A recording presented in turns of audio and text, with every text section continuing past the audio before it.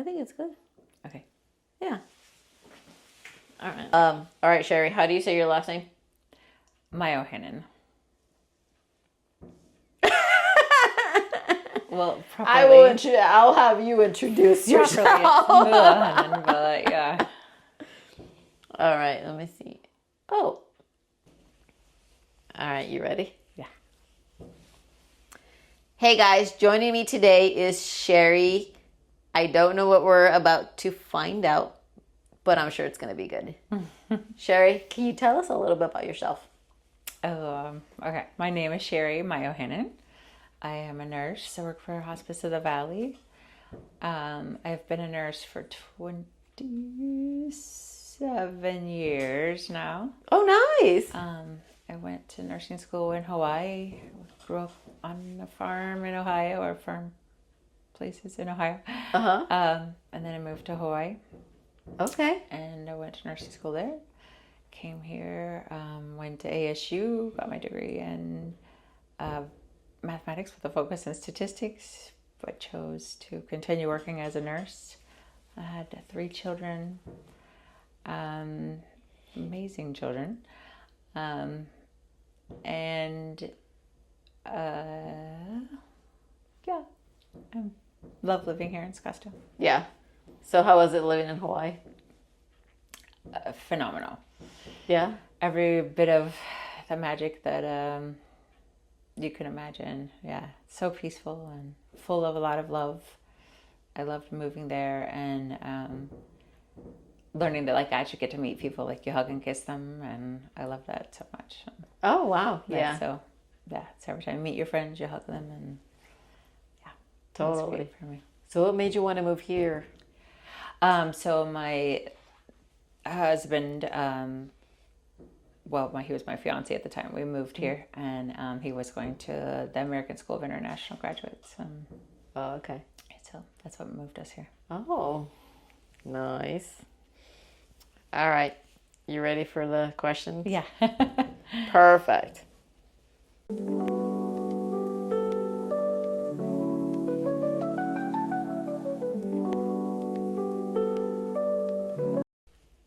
What's a secret fear you have never admitted to anyone? Never admitted to anyone. Never is hard because I'm a pretty vulnerable person. So I talk about my fears and my troubles a lot. So I don't know that there's anything that I've never admitted that I kind of harbor. Maybe there is. Maybe it'll come out. Maybe I'll tell you another time. But plenty. I mean, my basic fears, I think, all revolve around like being rejected. So, but I, not a secret at all. Yeah. So you're not afraid of heights or anything like that? Like I'm not afraid of heights. I mean, I don't really like snakes, but yeah. I'm not afraid of them. I mean, I'm not afraid of scorpions, but when my daughter screams because she sees one, I also scream. Oh no. But yeah, I don't know. Yeah.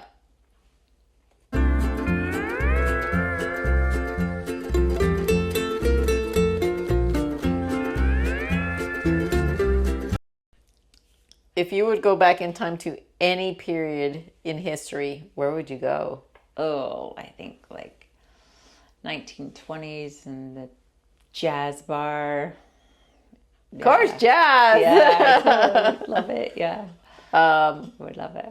New Orleans. New Orleans or New York City. I think New York City. Ooh. I think that would be fantastic. Yeah. The clubs back in the 20s. Yeah. Oh. Yeah, just dancing and the music and yeah. Mm-hmm. What's the dumbest thing you've ever done for a dare? For a dare? Mm-hmm. There has to be a story there. A dare? Oh no, I mean I've done a lot of pretty dumb things on my own. I didn't need a dare to do it, but yeah, gosh, I can't think of a dare that. As a kid, Yeah, I mean, well, I don't. Was pretty. I was a really good kid. I would say my not being so good till my 40s, really. But very. a drinking dare. But no, not when I was a kid. No way. No. I was quite clean. Yeah. Yeah. Yeah. I was a kid. No. What's the pettiest thing you've ever done in revenge? Especially maybe after a breakup or I mean, we do petty things all the time, right? Like out of like this punishment thing that we have like underlying going on, that when somebody hurts us and we want to punish them, I really regret like that. Like when my husband came home, Sammy, and our 3 little kids, I would be bitter about him, like not coming home so late. Yeah. And I had 3 toddlers. I would be bitter about it, and I would give him the silent treatment. And it's so petty and so ridiculous. And he was taking care of us and being responsible. It wasn't like he was out drinking or being disrespectful. It just like I regret that so much. That was so petty and did not do us well. Yeah. Isn't it something that when we're doing that at the moment, we think it's like great, like we were supposed to do, like yeah. And then you look back and you're like, wow, that was stupid. Yes. What the heck was I thinking? Like, there was nothing to gain from it at all. And my children saw it, and like it changed the way that they greeted him, and like I really regret that. Yeah, we've all been through a situation like that, stupid things like that. Yeah, and I mean, we still do it. Like I try to catch myself now, but like it still takes time to totally be responsible for what we're putting out in there. Yeah. Yep. Especially when we have kids, because our kids are watching all the time. Yes. They are watching. And reflecting. Yeah. Yeah. What's the most selfless thing someone has ever done for you? Oh gosh. I think, and I'm sure I'll talk about this a lot, but like when my beloved husband passed away from a bicycle accident, and my parents, they right away, I called them as soon as I found out, and I was on my way to the hospital, and they were on the drive home from Ohio, they were from seeing our family in Ohio and going to where they lived in Florida. And they were close to Tennessee, so they stopped and went straight to the airport. And my mom got on a plane, came to be with me, and they lived with me off and on for 1.5 years to help me take care of my kids after he passed away. Wow. Incredibly selfless. Yeah, absolutely. And majority of parents, we don't realize that until we get older and we have our own kids. Yeah. And it's like, man, I gave a hard time with my parents, and and you realize, how selfless they are, and they'll do anything for us. Yes. Yeah.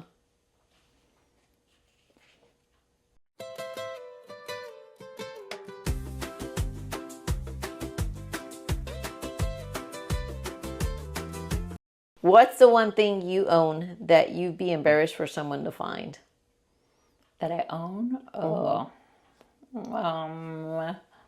That you won't show it in public.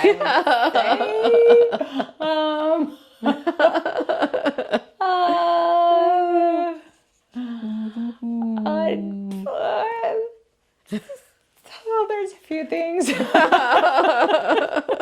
Like what? Well, I mean, I guess it's not embarrassing, but like I have a picture of Dick Van Dyke that I keep in my closet just because he's like he's just so full of life, and I love him, and I love that I have it. And I don't know, it's not like I idolize him or anything, but he is such a example of life and His enjoying personality. life. Yeah, and his dancing, his amazing dancing, and just like, I mean, it's not something that I share with people that I used to like watching him on the Golden Girls. Oh, When he was on the Golden Girls. that's so amazing. Anything else that you'd like to share? Nothing that I want to share. No. Thanks for the opportunity. If money wasn't an issue, what's the one thing you'd spend your life doing? Thank you for asking that. This is a big thing because I have been really diving into this lately. And just about 3 weeks ago, I was like, if I won the lottery, I would own a restaurant. And I've been saying that for a long time. Like, if I had all the money that I could have, I would own a restaurant. And I'm like, well, why don't I do that? Like, it's not like it's impossible. And so I'm really just opening up that, and in a way that I never have before. And I'm thinking about it all the time. It is my focus, and my energy is going into it. I've met so many people and learned so many things about the industry. I already have before. Like, I mean, I've been taking it all in and storing it. And now I'm like, oh yeah, this is it. This is what I want to do. This is absolutely like where I thought that I was going to, okay, in 3 years, my youngest is going to be graduating from high school. What am I going to do? Am I going to be traveling around? Okay, I could travel to Hawaii, travel wherever my kids are, travel to my parents, and be a nurse and work everywhere. And then just travel and travel. And now I'm like, oh no, I just want to work in a restaurant. I just want to be in my restaurant and serve people and, create this beautiful space where people can come and feel loved and eat some food and connect with others. Nice. So how did this come out to be, and what kind of restaurant would you want to? Is it not crazy? I mean, it is so crazy because I've heard myself say, like, just like working for Hospice of the Valley, I heard myself say 3 times in 1 week when my nanny went to go work for them.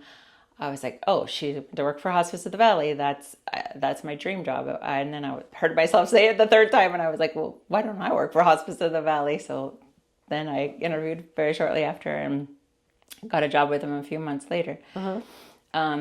Like that, I heard myself say it, and I had met a friend and talked about his family business that he had with a restaurant, and it just like kind of exploded in me, and I heard myself say that, and then I asked my youngest daughter, do you remember the time when we were in a restaurant in Florida with Granny and Grandpa, and we were eating at this restaurant called the Toasted Mango, and my son looked around and he said, I could see us owning a place like this.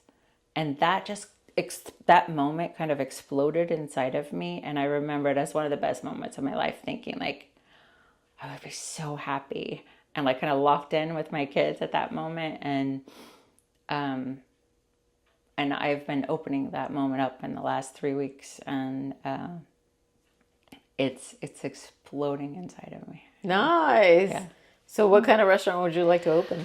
I would like a restaurant that is an experience, and breakfast food, but kind of morning through happy hour-ish, and open, and amazing breakfast food, and but with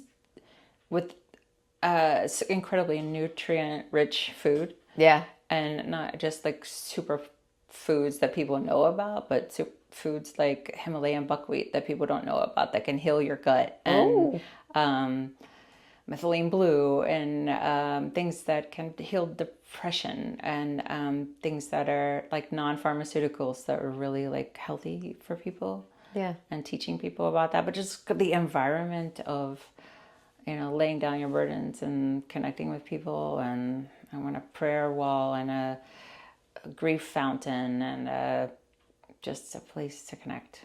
Yeah, yeah. That would be awesome, having breakfast from morning to night. happy hour. Yeah, right? Like I have All day. A little more like Capital Grill. Yeah. A little more real food. Yes. Sustaining, because it's, to be rich, to fill ourselves full of rich things, Yeah, absolutely. So what makes you happy? Serving people, connecting with people is my number one. Connecting is all that matters to me. So I say you're an extrovert. Absolutely, yes, very much so. I enjoy my time alone. However, I do really enjoy my time alone with my dog and with God. And I keep in the back of my mind when Winona Judd said one time on Oprah, like back in the early 2000s, that alone is all one with God. And that really changed my mind, because I used to I didn't want to be alone because I'm such an extrovert, and changing that frame of mind. And so I really love my time alone. I treasure that too. Yeah. Yeah. Especially when the older we get. Yeah. We enjoy that the more. wisdom, of being alone. Yeah. What's the most rebellious thing you did as a teenager? I know you were talking that you were a good kid, but that you've never admitted. Good. Something that you've never admitted to someone. Oh. Keep going there. Well, I skipped school, but people found out about that because I was like from a small town, so everybody knew everything, right? Good gossip. Gosh, I would go and make out at the pond, like at the lake, whatever, Hargis Lake, and like you weren't supposed to, very rebellious, but in like simple ways, but Yeah. But I find myself being rebellious now. Like, why do I run late to things? Or like, it's because it's my way of rebellion. Like, okay, it's not hurting anybody. It's like, I push myself a little extra to get that rush of dopamine, I guess, to be late or something. But it's me rebelling against whatever. I don't know. It makes me feel like I have control. I suppose it sometimes. Like doing something bad. Yeah. No. I'm kidding. Something you're not supposed to. Yeah. Oh my gosh. What's your biggest addiction? Being loved. I think that, Really? Yeah. Yes. Yeah. Elizabeth Gilbert teaches a lot about that. And addicted to love, like addicted to somebody loving me, and needing that affirmation from somebody else that I'm worthy. And I've done a lot of work on it. Yeah. But it's, I would say that's the thing that I will battle the rest of my life. Yeah. Oh yeah. We have to detach ourselves from people. Yes. Coffee or tea? Coffee. Beach vacation or mountain vacation? Oh, that's so tough, because I love Hawaii, because you turn one way and you have the beach, and you turn the other way and you have the mountains. And so Mauka or Makai, it's Hawaii does it all for me. So you like both. So what do you do on a beach vacation? Do you like snorkeling? Do you like surfing, or just laying on the sand? All of that, like surfing and snorkeling, and just walking on the beach for a long time, and reading on the beach, or taking a book and not opening it, because that's what I usually do, or pretend reader. Just enjoying I think there's something that you can get from the mountains and the ocean, surfing, skiing, that is that alone time with God, but really connecting with nature and surrendering. There's nothing like we go through life trying to learn surrender, And then you could do something like surfing where you must surrender. Like when a wave takes you under, if you don't surrender, you will die. Like it's only surrendering and relaxing that brings your body up.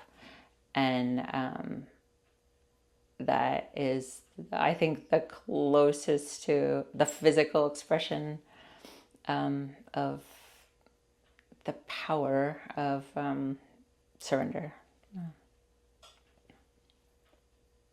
Early bird or night owl?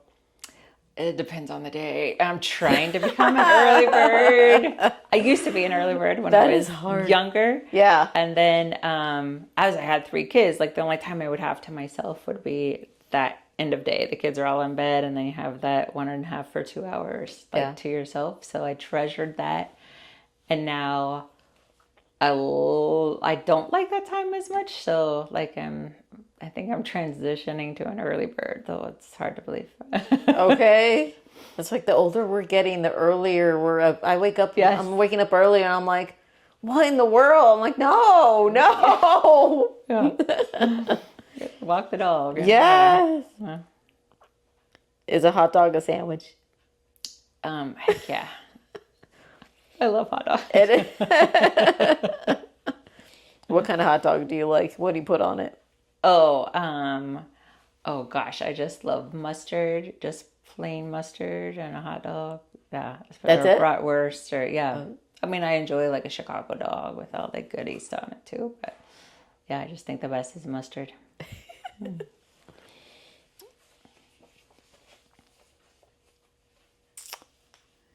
Do you have a testimony where God formed you and can heal others by hearing what you went through?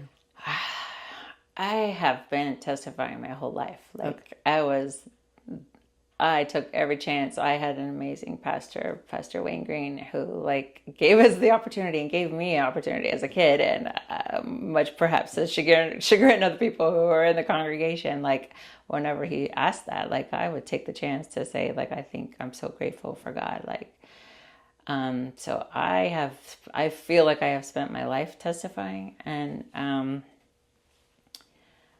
I think, I mean, every day, hopefully, I am showing people love and a different way to love, and or opening people up to love, just feeling my love, maybe. I don't know.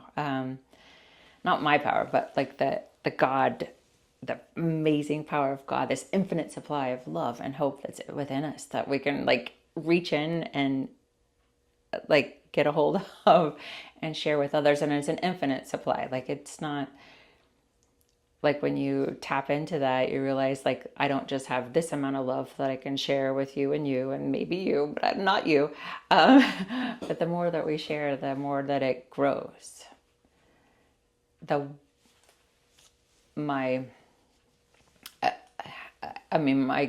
think my biggest testimony is my surrender when Sammy died, and learning that, and the number of people that were watching me, and not that I did it because people were watching me, but in spite of the fact that people were watching me, because when somebody young unexpectedly dies with 3 kids in our community, it was so big and wonderful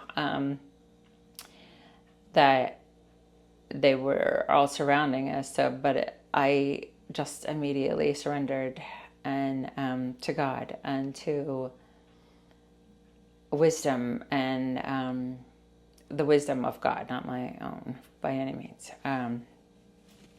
and to love, that is God. And I every time, as long as I stayed in that surrender, and each time that I get the absence of ego because of a serious situation, or just because I have opened myself up to God, whether there's something very serious going on or not, that's when we are God. That's when God shines through us, and the rebirth, right? The absence of ego is our rebirth, and that's when we like shine like a bright light, And when Sammy died, he was in the hospital for 10 days in ICU prior to dying. Mm-hmm. And through that lengthy surrender,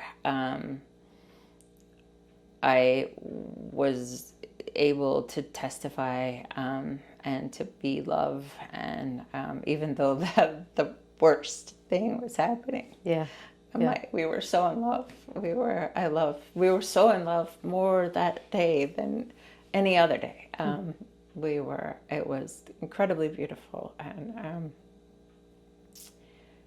and I was able to surrender, and when I say forced to surrender, but I did make the choice to surrender. And people watching that testimony, and that has been, I think, something that's kept me going through, knowing that that God is always accessible to me, and that I have I want to be the light of God. And every day, when things happened throughout that time, just right away, I recognized immediately the first person that I chose to call, Linda from my church. I'm like, I'm going to call her. She's going to take care of it. Like, I know. And then all these other people, Wendy and Bob, and like all these people that, like, just that first night that I relied upon my parents. Like that, like all these people that were laying in my path for an exact reason of what I would need them. That, like, about 6 weeks after he died, I just looked at my mom and I said, like, I would really like some flowers. And the doorbell rang, and there was this big, beautiful bouquet of flowers delivered to me from my friends Christine and Pierre. And like, it was just so amazing. And it's not that it was a physical thing, but it was just like these great, like, witnesses, these explanations of that God is always there, and that when you really need something, like every time you open up to it, when you really needed something, it has been there, like, and a plethora of it is there, not just like a little bit, like it is there. And if we open ourselves up to that, like, it's always there. Like God, nature, like through whatever, like we are being given these gifts all the time.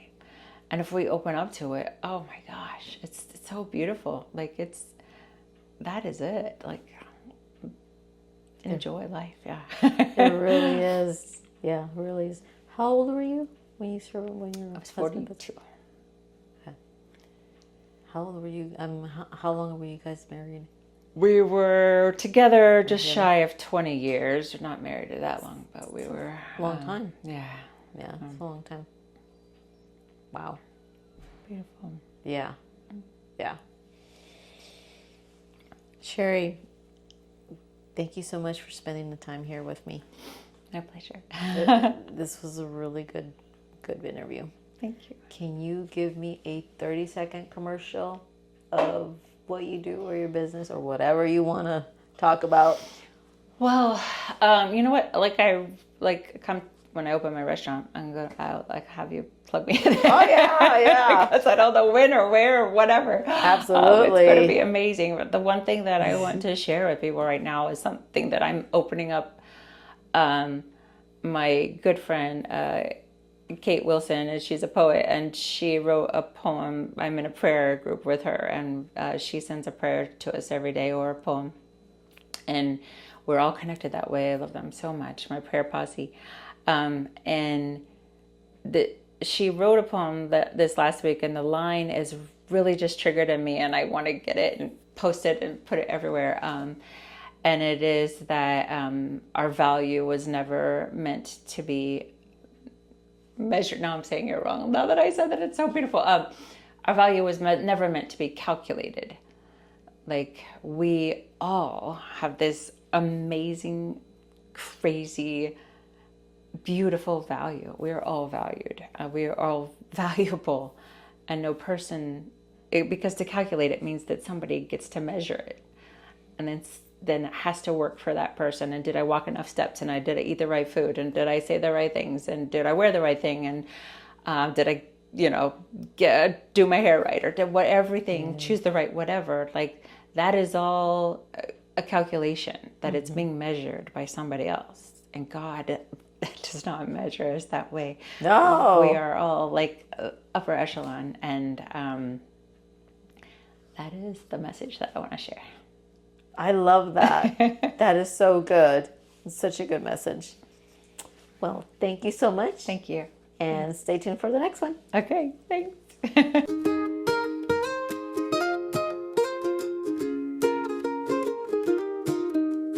Sunrise wakes me with a gentle nudge. Golden rays on the sandy fudge. Coconut trees sway with the light. With you next to me, it feels so right. Birds are singing our favorite tune. Waves are dancing under the moon. Warm breeze wraps us in its embrace.